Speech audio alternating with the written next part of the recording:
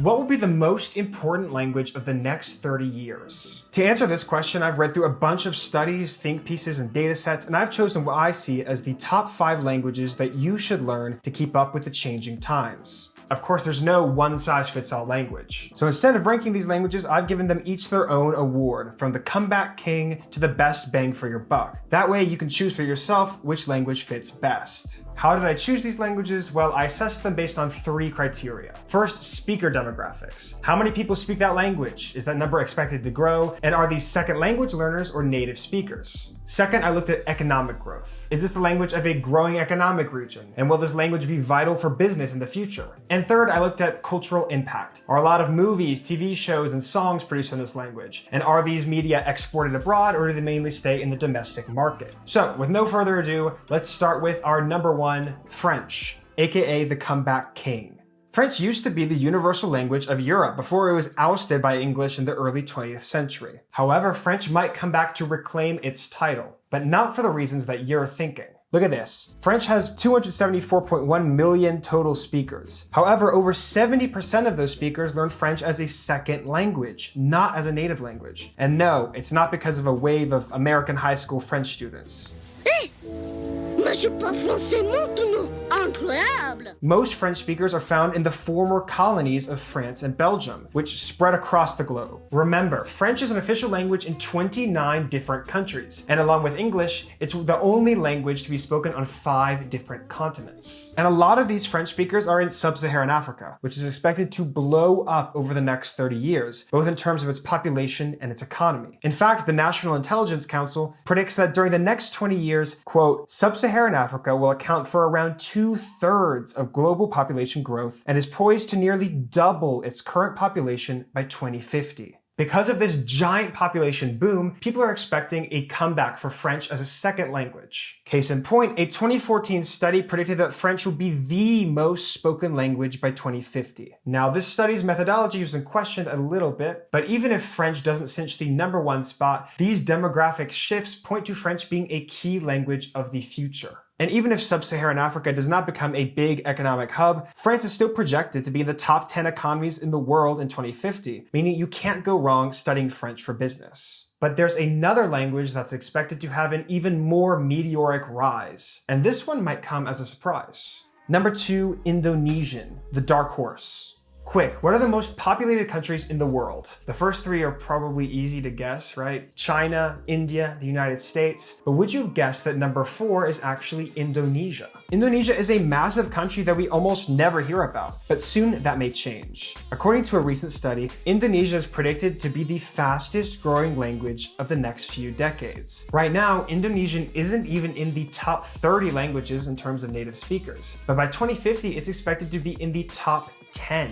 That's a 200% increase in Indonesian speakers. With this growth, the Indonesian economy is expected to skyrocket as well. The past 20 years have already seen immense growth, and if they keep it up, Indonesia is projected to have the number 4 economy in the world by 2050. Of course, this growth depends on a bunch of factors and is not a sure deal, and as the NIC reports, their standards of living or per capita GDP are likely to remain well below those of advanced economies. Plus, Indonesian policies limiting childbirth might also see less growth in the economy and total number of Indonesian speakers. But still, these are really promising numbers, making Indonesian a great language to start learning for the future. Of all the languages on this list, Indonesia probably has the smallest cultural impact abroad. I think most Americans would be hard-pressed to name a movie or a song from Indonesia, although Americans have never been well known for their geography. Is it South Africa? Nope. But this cultural status could change if Indonesia starts to explode in the way experts expect it to. So it's definitely a language to consider in your language learning journey. However, if you're looking for a language that's already hitting it big and might explode even more in the future, you might be better off with our number 3 pick, Mandarin Chinese, the safest bet. Mandarin is already the number 1 language in terms of native speakers, and according to projections, it's going to keep that number 1 status for the decades to come. Plus, as you probably already know, the Chinese economy has skyrocketed in the last few decades. China currently has the number 2 economy in the world, and most predictions agree that China will surpass the US by 2050. Many of the world's most powerful people, like Jeff Bezos, Prince William, and Mark Zuckerberg, are having their children learn Mandarin from a young age. Plus, looking at culture, China is one of the biggest consumers and producers of media in the world. In 2021, China surpassed the US in terms of having the largest box office on Earth. Plus, China produced 3 of the top 10 highest grossing movies of 2021. And that's all reason enough to pick up that Mandarin textbook and get studying. Over the past few years, Mandarin has certainly been pitched as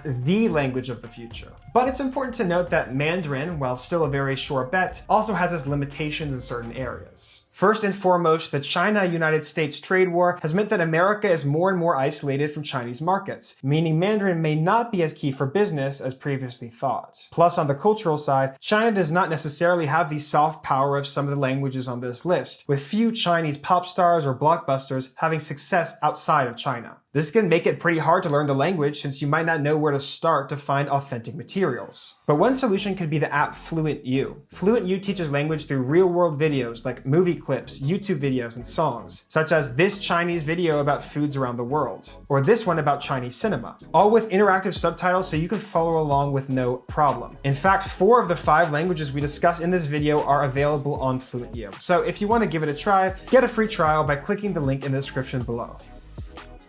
Now, for a language with a bit more worldwide cultural appeal, our number 4 pick might be more up your alley. Korean, the cultural powerhouse. What South Korea has pulled off in the last few decades is little less than a miracle. Korea has taken the world by storm with its Hallyu, or the Korean wave, a boom of Korean media and TV shows and music. Think K-pop, TV dramas, and viral YouTube hits. And in the 2020s, the Korean wave has begun to diversify even more, getting more and more legitimacy abroad, especially in the United States. In 2020, Parasite won the Oscar for Best Picture. And in 2021, Squid Game broke streaming records, and BTS was the number 3 most listened artist in the world on Spotify. And keep in mind, South Korea is not an enormous country. Its population is about 1/20th the size of China's, making its cultural success all the more impressive. Thanks to Hallyu, Korean has become the hot new language to learn, and the numbers prove it. Despite being the 14th most spoken language in the world in 2021, Korean was the 3rd most searched language in the US. On top of that, South Korea has a strong economy, in the top 10 countries. With strong economic ties to the US and other Western countries, Korean would be a great language to learn for business. Although Korean is projected to have the fewest number of speakers of all the languages on this list, do not be deceived. You should expect to hear lots of Korean in the decades to come. But if you want a language that combines a wide cultural appeal and a high number of native speakers, you can't go wrong with our final pick, Spanish, the best bang for your buck. If you're a native English speaker, Spanish is the best deal. It's probably the easiest language to learn with the biggest payoff. Why? Well, Spanish is already the number 2 language in the world in terms of native speakers, and according to predictions, it should keep that number 2 spot well into 2050. Unfortunately, Latin America is not a region that's expected to have a lot of economic growth in the next 30 years. At least according to the NIC report, which expects stagnation and issues of economic development. But because of just the sheer number of people who speak Spanish, it's bound to be a great language for business, especially in countries that have a high number of Spanish-speaking immigrants, like the US. But where Spanish really shines is with its international appeal. Spanish language TV and movies have exploded, from Money Heist to Yo Soy Betty La Fea, not to mention the rise of reggaeton and other Latin genres. In fact, reggaeton star Bad Bunny was the number 1 stream artist on Spotify in 2021. Plus, ever since Despacito, there's been a wave of Spanish language collabs with North American artists, from The Weeknd to Cardi B. So if you want to connect with these Spanish-speaking people and cultures, learning Spanish will be key for your future. But to learn Spanish fast, you will need discipline. Luckily, you can learn the same way that American diplomats learn by checking out this video that's on the screen. Check it out, and I will see you over there.